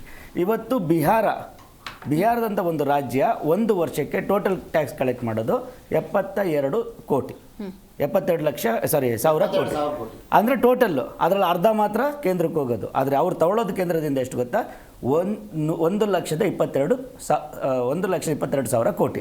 ಅದಕ್ಕಿಂತ ಇನ್ನೂ ಉತ್ತಮವಾಗಿರೋದು UP, ಉತ್ತರ ಪ್ರದೇಶ 72,000 ಕೋಟಿ ಕೊಟ್ಟು 1,20,000 ತಗೊಂಡ. ಇನ್ನೂ ಮಜಾ ಇದೆ. ಬಿಹಾರ ಒಂದು ನಿಮಿಷ ಇರ್ರಿ. ಓದ್ಕೊಬಂದ್ರಿ ಅಲ್ಲಲ್ಲ, ಕೇಂದ್ರ ಸರ್ಕಾರ ಐ ನೋ ಗೂಗಲ್ ಡೇಟಾ ಅಲ್ಲ, ನಾನು ಸೆಂಟ್ರಲ್ ಫೈನಾನ್ಸ್ ಮಿನಿಸ್ಟ್ರಿ ಮಾಡಿರ್ತಕ್ಕಂಥ ಡೇಟಾ ನನ್ನ ಹತ್ರ ಇದೆ. ಅನಿಲ್ ಅವ್ರು ಮಾತಾಡ್ಬೇಕು ನನಗೀಗ. ಸಂಪೂರ್ಣ ಒಂದು ನಿಮಿಷ ಇರ್ರಿ. ದಿಲೀಪ್ ಅವರೇ, ಬಿಟ್ಬಿಡಿ.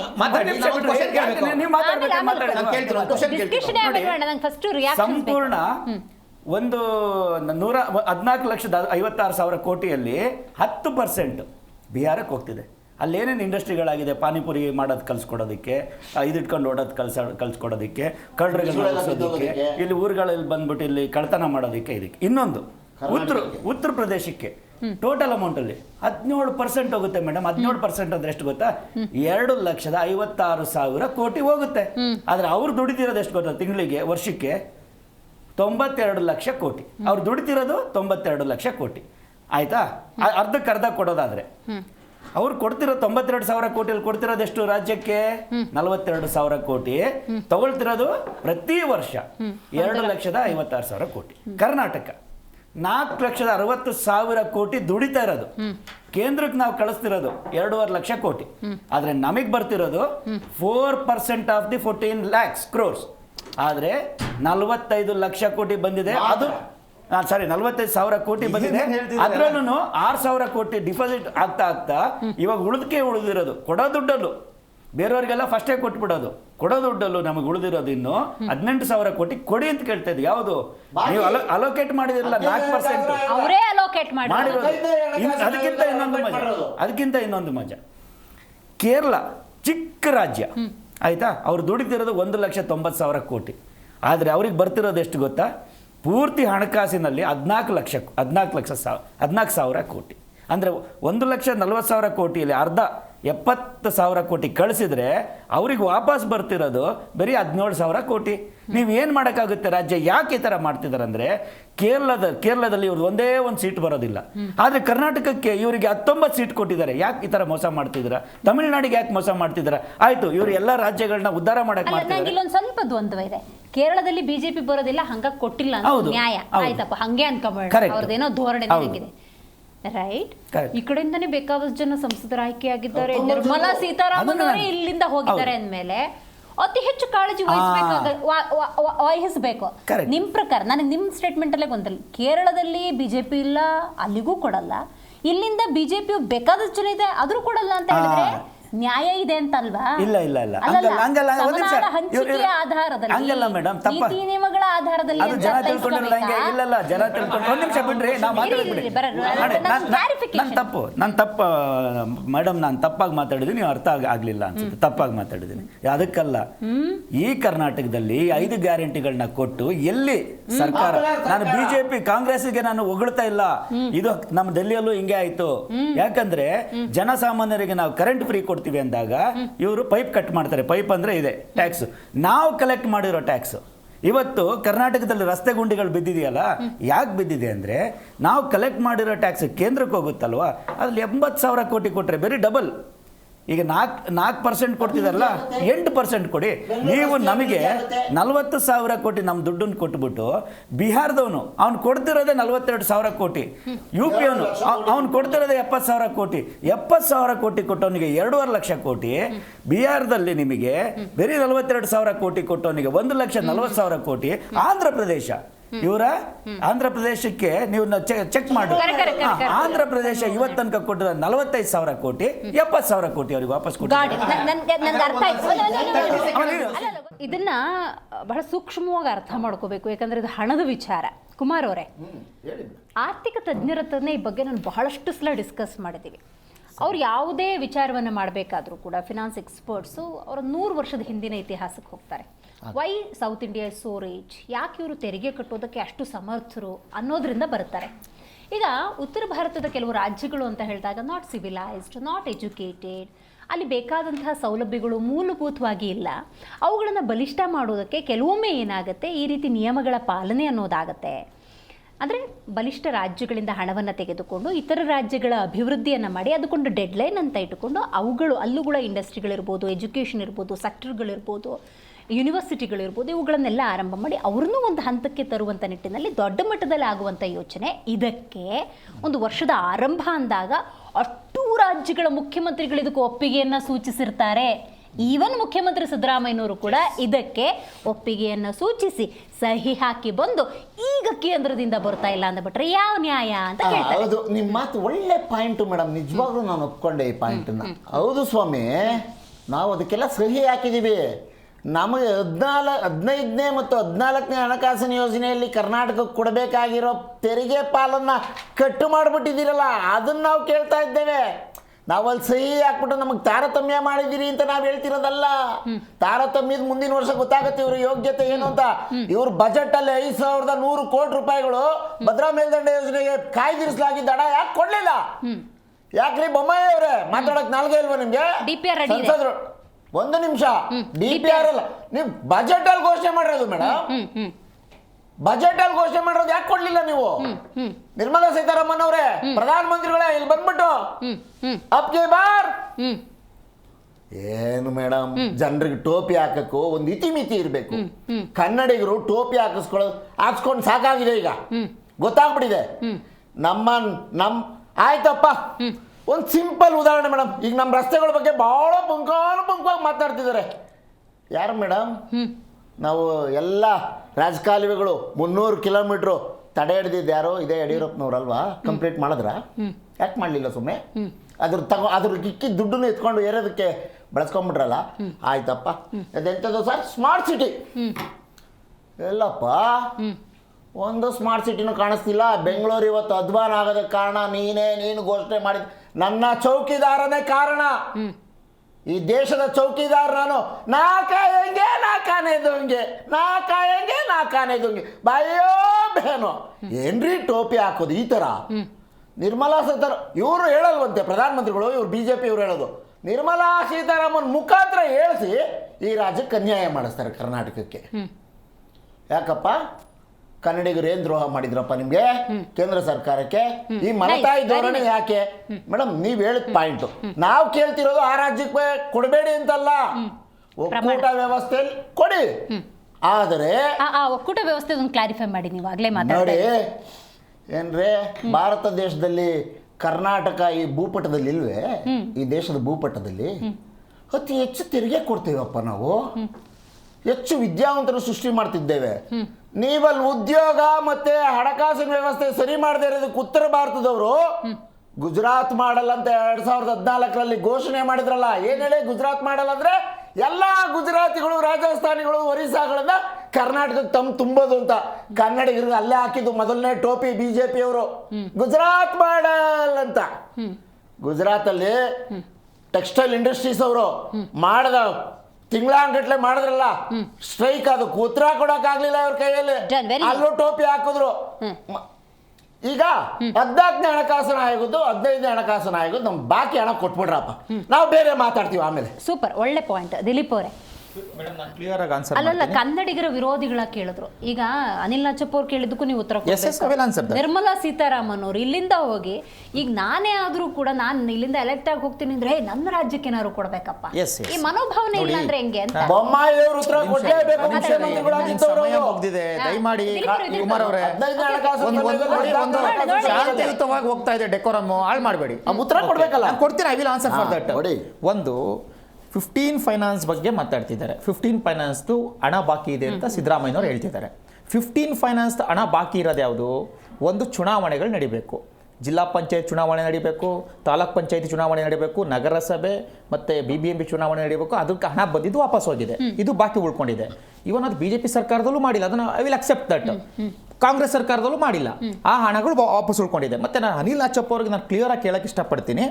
ಇವ್ರು ಹೇಳ್ತಿದ್ದಾರೆ ಉತ್ತರ ಪ್ರದೇಶಕ್ಕೆ ಜಾಸ್ತಿ ಕೊಟ್ಟಿದ್ದಾರೆ, ಕೇರಳ ಕಮ್ಮಿ ಕೊಟ್ಟಿದ್ದಾರೆ, ಅಥವಾ ಮಹಾರಾಷ್ಟ್ರಕ್ಕೆ ಜಾಸ್ತಿ ಕೊಟ್ಟಿದ್ದಾರೆ ಅಂತ. ಜನವರಿನಲ್ಲಿ 1,73,030 ಕೋಟಿ ರೂಪಾಯಿ ಅನುದಾನ ಬರ್ತದೆ, ಟ್ಯಾಕ್ಸ್ ಡೆವಲ್ಯೂಷನ್ ಆಗುತ್ತೆ. ಇದು ಫೈನಾನ್ಸ್ ಮಿನಿಸ್ಟ್ರಿ ಡೇಟಾ ಹೇಳ್ತಾ ಇದ್ದೀನಿ ನಾನು. ಅದರೊಳಗಡೆ ಆಂಧ್ರ ಪ್ರದೇಶಕ್ಕೆ ಕೊಟ್ಟಿರ್ತಕ್ಕಂಥದ್ದು 7,002 ಕೋಟಿ, ಗುಜರಾತಿಗೆ ಕೊಟ್ಟಿರ್ತಕ್ಕಂಥದ್ದು 6,077 ಕೋಟಿ, ಕರ್ನಾಟಕ ಕೊಟ್ಟಿರ್ತಕ್ಕಂಥದ್ದು 6,310 ಕೋಟಿ, ಕೇರಳ ಕೊಟ್ಟಿರ್ತಕ್ಕಂಥದ್ದು 3,330 ಕೋಟಿ, ತಮಿಳುನಾಡು ಕೊಟ್ಟಿರ್ತಕ್ಕಂಥದ್ದು 7,057 ಕೋಟಿ, ವೆಸ್ಟ್ ಬೆಂಗಾಲು 13,017 ಕೋಟಿ. ನಿಮಗೊಂದು ಡೌಟ್ ಬರ್ಬೋದು, ವೆಸ್ಟ್ ಬೆಂಗಾಲ್ ಯಾಕೆ ಅಷ್ಟೊಂದು ಕೊಟ್ಟರು? ಅಲ್ಲಿ ಬಿಜೆಪಿನೂ ಇಲ್ಲ, ಮತ್ತೆ ಅಷ್ಟೊಂದು ಟ್ಯಾಕ್ಸು ಕಟ್ಟಲ್ಲ ಅಂತ. ನಾವು ಅದನ್ನೇ ಹೇಳ್ತಾ ಇರೋದು.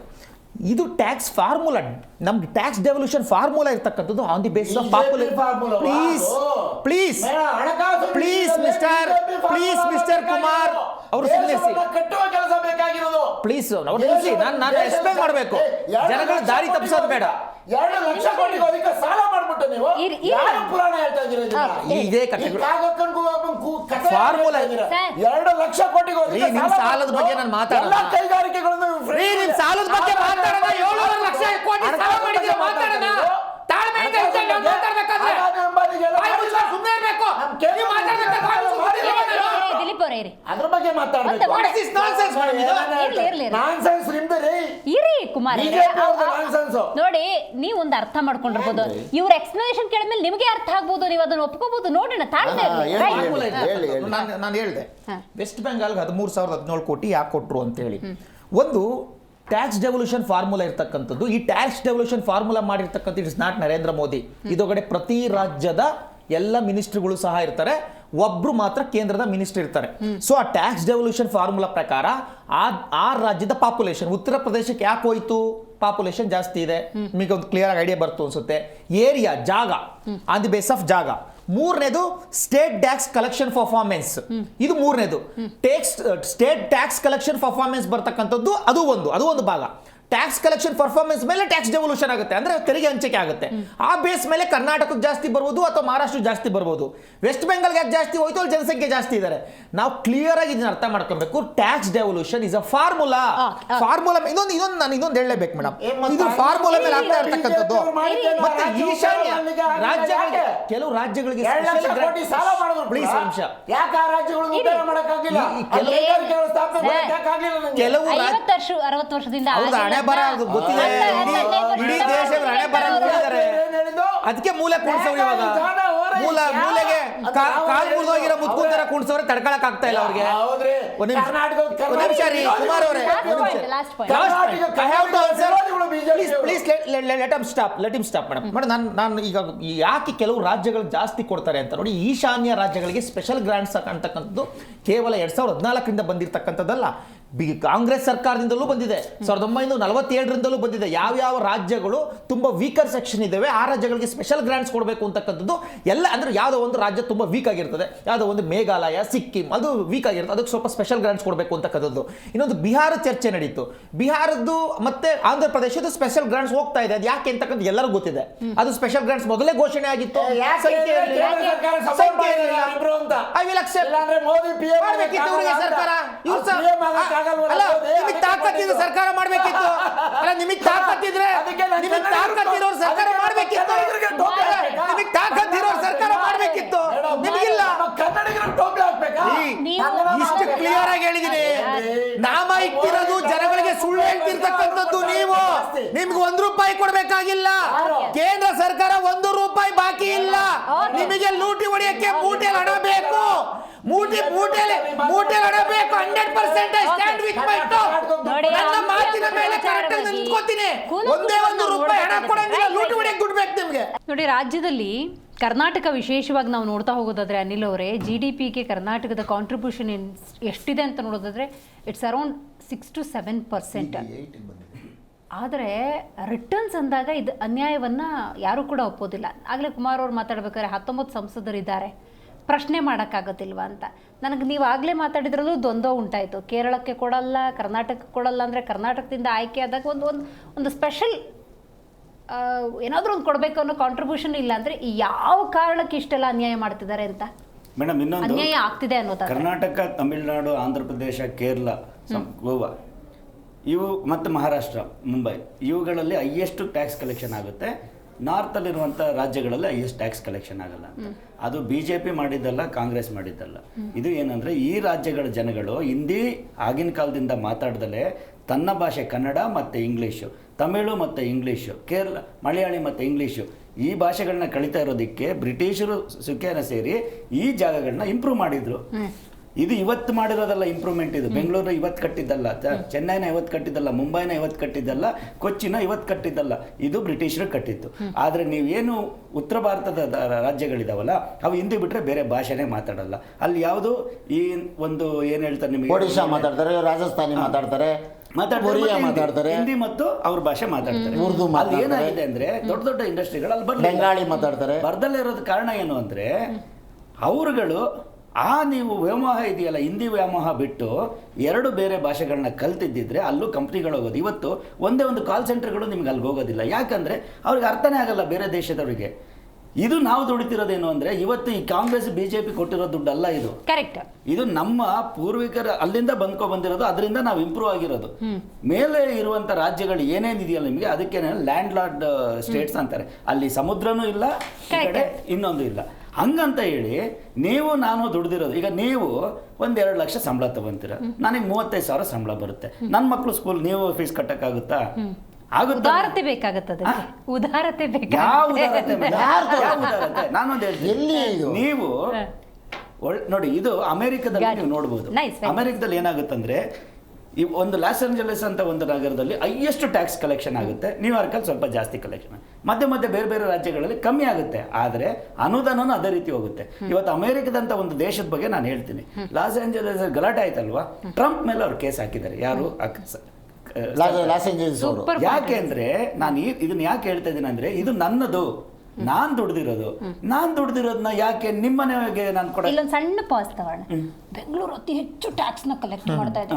ಯಾದಗಿರಿಗೂ ಹಂಗೆ ಕಳಿಸ್ಬಿಡಿ ನೀವು. ಮೇಡಮ್ ಅದ್ರ ಬಗ್ಗೆ ಯಾದಗಿರಿನೂ ಅಷ್ಟೇ ಚೆನ್ನಾಗಿ. ಒಂದು ನಿಮಿಷ ಅದ್ರ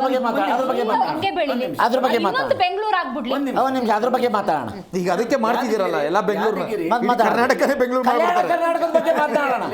ಕಲ್ಯಾಣ ಕರ್ನಾಟಕದ ಬಗ್ಗೆ ಮಾತಾಡೋಣ. BJP ಏನು ಟೋಪಿ ಹಾಕಿದ್ದಾರೆ ಅಂತ ಗೊತ್ತಿದೆ ಬಿಡ್ರಿ. ನಿಮ್ ಟೋಪಿ 7.5 ಲಕ್ಷ ಕೋಟಿ ಸಾಲ. ಒಂದ್ ನಿಮಿಷ ಇರಿ ಸರ್. ಜನ ಇಲ್ಲಿ ಬಂದು ದುಡ್ಡನ್ನ ಅಲ್ಲಿಗೆ ವಾಪಸ್ ಕಳಿಸ್ತಿರೋದು. ಅರ್ಥ ಆಯ್ತಾ ನಿಮ್ಗೆ? ನಾನ್ ಹೇಳ್ತಿರೋದು ಹಂಗಲ್ಲ ಸರ್. ಈ ಯಾದಗಿರಿ ಇನ್ನೊಂದು ಬೆಂಗಳೂರು ತರ ಅಭಿವೃದ್ಧಿ ಮಾಡೋಂಗೆ ಕರ್ನಾಟಕದ ಮುಖ್ಯಮಂತ್ರಿ ಹಣಕಾಸಿನ ಖಾತೆ ವಹಿಸ್ಕೊಂಡಿದಾರಲ್ಲ, ಅಷ್ಟು ದುಡ್ಡಲ್ಲಿ ಹಾಕ್ಬೇಕು ಯಾದಗಿರಿಗೆ. ಗಡಿ ಭಾಗದ ಭಾಗಗಳನ್ನೆಲ್ಲ ಅಭಿವೃದ್ಧಿ ಮಾಡ್ಬೇಕು, ಅಲ್ಲಿ ಇಂಡಸ್ಟ್ರಿಗಳು ಬರ್ಬೇಕು, ಅಲ್ಲಿ ಸರ್ಕಾರಿ ಶಾಲೆಗಳು ಕಲ್ಯಾಣ ಕರ್ನಾಟಕದ 7 ಜಿಲ್ಲೆಗಳನ್ನ ಅದಕ್ಕೊಂದು ಮಾತು ಹೇಳ್ತೀನಿ. ಇಚ್ಛಾಶಕ್ತಿ ಯಾವ ರೀತಿ ಇರಬೇಕು ಗೊತ್ತಾ ಮೇಡಮ್? ನಮ್ಮ ನಾಳಿರೋ ಬ್ರಿಟಿಷರು ತಮಿಳ್ನಾಡಲ್ಲೇ ಒಂದು ಕಂಪ್ನಿ ಮಾಡ್ಬೋದಿತ್ತು. ಬೆಂಗಳೂರಲ್ಲೊಂದು ಮಂಗಳೂರಲ್ಲೊಂದು ಮಾಡಿದ್ರಲ್ಲ, ಕರ್ನಾಟಕ ಸರ್ಕಾರ ಏನ್ ಮಾಡ್ಬೇಕಂದ್ರೆ ಇನ್ನು ಹುಬ್ಳಿಲೋ ಇನ್ನೊಂದು ಕಡೆ ಇನ್ನೊಂದು ಬೆಂಗಳೂರು ತರ ನಗರನ ಸೃಷ್ಟಿ ಮಾಡಬೇಕು. ಇವರಿಗೆ ಇದು ಮೊದಲಿಂದ 50 ವರ್ಷದಿಂದ ನಡ್ಕೊ ಬಂದಿರೋದೇನು ಅಂದ್ರೆ ಈ ರಾಜಕಾರಣಿಗಳು ಅಲ್ಲಿ ಗೆಲ್ಲೋದು, ಇಲ್ಲಿ ಬಂದು ಮನೆ ಕಟ್ಟೋದು, ಅಲ್ಲಿ ಗೆಲ್ಲೋದು, ಇಲ್ಲಿ ಬಂದು ನೀವು ಬಿಸ್ನೆಸ್ ಗಳನ್ನ ಮಾಡೋದು. ಆಗ ಏನಾಗುತ್ತೆ ಅಂದ್ರೆ ನನಗೆ ಇಚ್ಛಾಶಕ್ತಿನ ಇಲ್ಲ ನಾನು ಊರ್ನ ಬೆಳೆಸೋದಕ್ಕೆ. ಇವತ್ತು ಮಲ್ಲಿಕಾರ್ಜುನ್ ಖರ್ಗೆ ಅವ್ರನ್ನ ನೋಡ್ತೀನಿ, ಕರ್ನಾಟಕದ ಕಟ್ಟ ಕಡೆಯಿಂದ ಬರ್ತಾರ ಅವರು. ಯಾಕಪ್ಪ ನೀನು ಇಲ್ಲಿ ಸದಾಶಿವನಗರದಲ್ಲಿ ಮನೆ ಮಾಡ್ಕೊಂಡಿದ್ದೀರಾ? ನೀವು ಅಲ್ಲಿರ್ಬೇಕು, ಶೋಕಿ ಅಲ್ಲಿ ಮಾಡಬೇಕು. ನೀವು ಇಲ್ಲಿ ಮನೆ ಕಟ್ಕೊಂಡ್ರೆ ಊರು ಉದ್ಧಾರ ಆಗಲ್ಲ. ನಾವೇನ್ ಹೇಳೋದು ಅಂದ್ರೆ ನೀವು ಕರ್ನಾಟಕದಲ್ಲಿದ್ರೆ ಕರ್ನಾಟಕ ಇಡೀ ಉದ್ಧಾರ ಮಾಡ್ಬೇಕಂದ್ರೆ ನೀನು MLA ಆಗಿದ್ರೆ ನೀನ್ ಗಡಿ ದಾಟ್ ಬರಬಾರ್ದು ಹೊರಗಡೆ. ಸೂಪರ್. ಒಂದ್ಸತಿ ಬರಬೇಕು, ನಿಂದ ಏನೇನ್ ಕೆಲಸ ಫೈಲ್ಗಳನ್ನ ತಗೊಂಡ್ ತೋರಿಸ್ಬೇಕು, ವಾಪಸ್ ಹೋಗ್ಬೇಕು. ಈಗ ಜನಕ್ಕೆ ಯಾಕೆ ಗೊಂದಲ ಆಗುತ್ತೆ ಅಂದ್ರೆ ಅನಿಲ್ ಅವರೇ, ಕರ್ನಾಟಕಕ್ಕೆ ಮಾತ್ರ ಈ ನ್ಯಾಯ ಅನ್ನೋದಾದ್ರೆ ಈಗ ಕಾಂಗ್ರೆಸ್ನವ್ರು ಮಾಡ್ತಿದ್ದಾರೆ ನೋಡಿ ವಾದ, ಕರೆಕ್ಟಾಗಿ ಕೊಡಿ ಅಂತ. ಇವತ್ತು ಕರ್ನಾಟಕದ ಸಲುವಾಗಿ ಕೇಂದ್ರ ಜೊತೆ ಗುದ್ದಾಡೋ ಕಾಂಗ್ರೆಸ್ ಅಂತ ನಾವು ಒಂದು ಉದಾಹರಣೆ ತಗೊಳ್ಳೋದಾದ್ರೆ, ಯಾದಗಿರಿ ವಿಷಯದಲ್ಲಿ ಯಾದಗಿರಿ ಜನ ಹಂಗೆ ಕರ್ನಾಟಕ ಜೊತೆ ಫೈಟ್ ಮಾಡ್ತಿದ್ದಾರೆ, ರಾಜ್ಯ ಸರ್ಕಾರ ಜೊತೆ ಫೈಟ್ ಮಾಡ್ತಿದ್ದಾರೆ. ಮಾಡಬೇಕು ಅವ್ರ ಹಕ್ಕು, ನಾವು ಕೇಳ್ತಿದ್ದೇವೆ, ಹೋರಾಡೇ ಪಡ್ಕೋಬೇಕು. ಯಾದಗಿರಿ ಜನ, ಉತ್ತರ ಕರ್ನಾಟಕ, ಕಲ್ಯಾಣ ಕರ್ನಾಟಕದ ಭಾಗದ ಜನ ಹೋರಾಡೇ ಪಡ್ಕೋಬೇಕು. ನಿಮ್ಗೆ ಹೇಳ್ತೀನಿ ಕೇಳಿ, ನಾವು ಇದೇ ರೀತಿ ಹೋದ್ರೆ ಒಂದಿನ ಬೆಂಗಳೂರು ಇದೆಯಲ್ಲ ಯೂನಿಯನ್ ಟೆರಿಟರಿ ಆಗೋಗ್ಬಿಡು. ನಾನು ಯಾಕೆ ಹೇಳ್ತಾ ಇದ್ದೀನಿ ಅಂದ್ರೆ, ನಿಮ್ಮ ಆಸ್ತಿಗಳೆಲ್ಲ ಕ್ರೋಢೀಕರಣ ಆದಾಗ ನೋಡಿ, ಈಗೆಲ್ಲ ದೊಡ್ಡ ದೊಡ್ಡ ಮಹಾನಗರಗಳ ಬಗ್ಗೆ ಒಂದು ಹೇಳ್ತೀನಿ. ಹಾಂಗ್ಕಾಂಗ್ ಅಂತ ಒಂದೇ ಅದೊಂದು ದೇಶನೇ ಆಗೋಗಿದೆ. ಯಾಕೆಂದ್ರೆ ಹಾಂಗ್ಕಾಂಗಿಗೆ ಬರುವಂತ ದುಡ್ಡು ಇದೆಯಲ್ಲ, ಆ ಪಕ್ಕದವ್ರಿಗೆ ಕೊಡೋದಕ್ಕೆ ಇಷ್ಟ ಇಲ್ಲ ಅವರಿಗೆ. ಈಗ ನಾನು ನೀವೇನ್ ಹೇಳಿದ್ರಲ್ವಾ, ಬೆಂಗಳೂರಿನ ಯಾದಗಿರಿ ಕೊಡಲ್ಲ ಅಂತ ಹೇಳಿದ್ರಲ್ಲ, ಒಂದಿನ ಯೋಚನೆ ಬರುತ್ತೆ, ಬೆಂಗಳೂರ್ದು ಯಾಕೆ ಕೊಡಬೇಕು ಯಾದಗಿರಿಗೆ ಅಂತ. ಅದನ್ನ ಯೂನಿಯನ್ ಟೆರಿಟರಿ ಮಾಡ್ಕೊಂಡು ಇಲ್ಲೇ ಉಳಿಸ್ಕೊಂತಾರೆ. ಇವೆಲ್ಲ ದೊಡ್ಡ ದೊಡ್ಡ ನಗರಗಳು, ನೀವು ಮಕಾವ್ ಆಗಿರ್ಬೋದು, ಹಾಂಗ್ಕಾಂಗ್ ಆಗಿರ್ಬೋದು, ಇವೆಲ್ಲ ಏನು ಗೊತ್ತಾ, ತುಂಬಾ ದುಡ್ಡು ಇರೋದ್ರಿಂದ, ಮತ್ತೆ ತೈವಾನು, ಇವರೆಲ್ಲ ಏನ್ ಮಾಡಿದ್ರು ಅಂದ್ರೆ ನಾವೇ ಎತ್ಕೊಂಡ್ಬಿಡೋಣ ಅಂತ ಅವ್ರದೇ ದೇಶ ಮಾಡ್ಕೊಂಡ್ಬಿಟ್ರು. ಸೊ ನಾನೇನ್ ಹೇಳೋದು ಅಂದ್ರೆ, ಇದು ಇವ್ರು BJP ಕಾಂಗ್ರೆಸ್ ಮಾಡಿರೋದಲ್ಲ, ಇದು ನಾವು ದುಡ್ದಿರೋದು. ನಮಗೂ ಸ್ವಲ್ಪ ಕೊಡಿ. ಆಮೇಲೆ ನೀವು ದಾನ ಮಾಡ್ಬೇಕಂದ್ರೆ, ನಿಮ್ಗೆ 2 ಲಕ್ಷ ಸಂಬಳ ಬರ್ತಿದ್ರೆ ನನ್ನ ಮಕ್ಳಿಗೆ ಫೀಸ್ ಕಟ್ಟೋದಾದ್ರೆ ನಿಮ್ಮ ಮಕ್ಳು ಫೀಸ್ ಫಸ್ಟ್ ಕಟ್ಕೋಬೇಕು. ನೀವು ಕಟ್ಕೊಂಡಲ್ಲೇ ನೀವು ಸಾಲ ಮಾಡ್ಕೊಂಡು ನನಗೆ ಕಟ್ಟೋದು ಬೇಡ ಅಂತ. ನೈಸ್ ಎಕ್ಸ್ಪ್ಲನೇಷನ್ ಕುಮಾರ್ ಅವರೇ. ನಿಮಗೆ ಒಂದು ಪಾಲಿಸಿ, ಕೇಂದ್ರದವ್ರಿಗೆ ಒಂದು ಪಾಲಿಸಿ. ಏನು ನಮ್ಗೆ ಬೇರೆ ಪಾಲಿಸಿ? ನೀವು ಕೇಂದ್ರ ಸರ್ಕಾರದ ಜೊತೆ ಅನ್ಯಾಯ ಅಂತ ಹೇಳೋರು, ಯಾದಗಿರಿ ಉತ್ತರ ಕರ್ನಾಟಕ ಭಾಗದ ಜನ ಕೇಳುವಂತಹ ಪ್ರಶ್ನೆಗಳಿಗೂ ಹಂಗೆ ಉತ್ತರ ಕೊಡಬೇಕು. ಅಲ್ಲಿ ಏನೇನು ಸೆಕ್ಟರ್ಗಳು ಪ್ರಾರಂಭ ಮಾಡಕ್ಕೆ ಅಡಿಗಲ್ಲಿ ಹಾಕಿದ್ದೇವೆ. ನೀವು ನಿನ್ನೆ ಅಧಿಕಾರಕ್ಕೆ ಬಂದ ಕಲ್ಯಾಣ ಕರ್ನಾಟಕ ನಿನ್ನೆ ಪ್ರಮಾಣ ವಚನ ಸ್ವೀಕರಿಸಿಲ್ಲ. ಆಯ್ತು ಮೇಡಮ್, ಬಾರಿಗೆ ಸಿದ್ದರಾಮಯ್ಯ. ಆಯ್ತು ಮೇಡಮ್, ಒಪ್ಕೊಂತೀವಿ. ಆಯ್ತು, ನಮ್ಮ ವೈಫಲ್ಯ ಅಲ್ಲಿ ಒಪ್ಕೊಳ್ಳೋಣ, ಒಪ್ಕೊಳ್ಳೋಣ ಬಿಡಿ. ಆಯ್ತು, ಒಪ್ಕೊಳ್ಳೋಣ ಬಿಡಿ ಮೇಡಮ್. ಅದನ್ನ ಸರಿ ಮಾಡೋದಕ್ಕೆ ಕೇಂದ್ರ ಸರ್ಕಾರದವ್ರು ದಯಮಾಡಿ ಕಲ್ಯಾಣ ಕರ್ನಾಟಕದಲ್ಲಿ 1 ನಿಮಿಷ ಆ ಭಾಗಕ್ಕೆ ಸರಿ ಮಾಡ್ಬೇಕಲ್ಲ. ನಾನು ಹೇಳ್ಬಿಡ್ತೇನೆ, ಒಂದು ನಿಮಿಷ ಅವಕಾಶ ಕೊಡಿ. ಕಲ್ಯಾಣ ಕರ್ನಾಟಕದಲ್ಲಿ 7 ಜಿಲ್ಲೆಗಳನ್ನು ಒಳಗೊಂಡಿದೆ. 5 ಜಿಲ್ಲೆಗಳು ವಾರ್ಷಿಕ ವರಮಾನ ರಾಜಸ್ಥಾನ, ಬಿಹಾರ, ಉತ್ತರ ಪ್ರದೇಶ, ಒರಿಸ್ಸಾ ಮತ್ತು ಪಶ್ಚಿಮ ಬಂಗಾಳಕ್ಕೆ ಸರಿ ಸಮಾನವಾಗಿದೆ. ಆ 7 ಜಿಲ್ಲೆಗಳು. ಮಲೆನಾಡು ಪ್ರದೇಶಗಳಲ್ಲಿ ನಮಗೆ ಪ್ರವಾಹ, ಭೂಕುಸಿತದಂಥ ಸಮಸ್ಯೆಗಳು ತಾಳ್ದೋರ್ತವೆ. ಆದ್ದರಿಂದ ವಿಶೇಷ ಅನುದಾನ ಒದಗಿಸ್ಬೇಕೋ ಬೇಡವೋ? ನೀವು ರಾಜಸ್ಥಾನಕ್ಕೆ ಕೊಡ್ತೀನಿ ಅಂತೀರಿ, ಬಿಹಾರಕ್ಕೆ ಕೊಡ್ತೀನಿ ಅಂತೀರಿ, ನಮ್ದು 7 ಜಿಲ್ಲೆಗಳು ಕಲ್ಯಾಣ ಕರ್ನಾಟಕದಲ್ಲಿ ಕೊಡಿ ಸರ್. ಆದಾಯ ಬೇಕಲ್ಲ ನಿಮ್ಗೆ. ನಿಮ್ಮ ಹತ್ರ ಇದೆಯಲ್ಲ ದುಡ್ಡು, ನೀವು 50% ಟ್ಯಾಕ್ಸ್ ಏನ್ ಮಾಡ್ತೀರಿ?